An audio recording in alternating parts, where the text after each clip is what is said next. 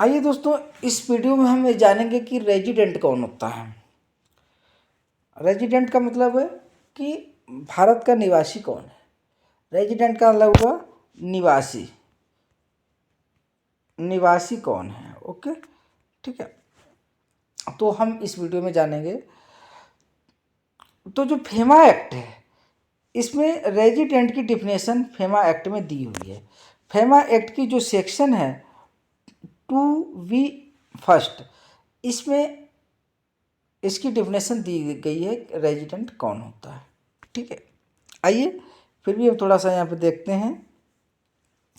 Section 25 first of foreign exchange management act 1999 define a person as a resident in India if a person residing in India for more than 182 days during the course of preceding financial year but does not include under।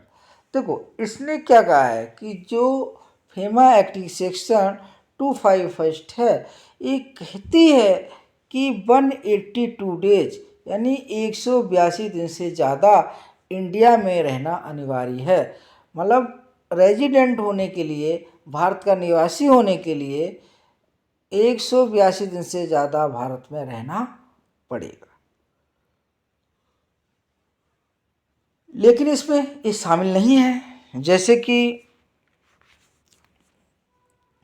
A person who has gone to out of India और who stay outside India in another case, कि जो व्यक्ति India से बाहर गया हुआ है, किस पर्पज़ से, एम्प्लॉयमेंट के पर्पज़ से, बिजनेस के पर्पज़ से, या वोकेशन आउटसाइड बनाने के लिए, या फिर ऐसी किसी for any other purpose in such circumstance as would indicate his intention to stay outside India for an uncertain period. कहने का मतलब ऐसा उसका कोई ऐसा इंटेंशन नहीं है, उसका ऐसा इंटेंशन है कि जो विदेश में गया है अनसर्टेन पीरियड के लिए। मतलब कोई ऐसा ज़रूरी नहीं है कि वो 2 महीने में वापस होगा, 4 महीने में यानी अनसर्टेन टाइम के लिए, तो वो निवासी नहीं कहलाएगा। ओके, आगे आइए। A person who come to and stay in India either in case otherwise that, अगर जैसे कोई व्यक्ति है इंडिया में एम्प्लॉयमेंट के लिए रहने के लिए आया है, या बिजनेस करने के लिए यहाँ पे आया है, या फिर इस सोच करके आया है, इस इंटेंशन से रह रहा है इंडिया में कि वो अनलिमिटेड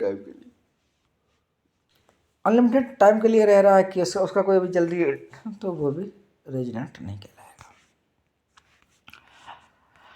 अब हम एक उदाहरण से समझते हैं कि a person who has come to India and has taken employment in India will be considered as. अगर कोई व्यक्ति है जो इंडिया में आया है एक एम्प्लॉयमेंट के पर्पज़ से, तो उस पर्सन को रेजिडेंट कहा जा सकता है। A person who has gone abroad for carrying a business there is a considered NRI। अगर कोई व्यक्ति है जो बिजनेस पर्पज से बाहर गया है, तो उसको NRI कहेंगे। जैसे एक कोई स्टूडेंट है, स्टूडेंट एजुकेशन पर्पज से के लिए बाहर गया हुआ है, तो वो भी क्या कहलाएगा, NRI कहलाएगा। ओके।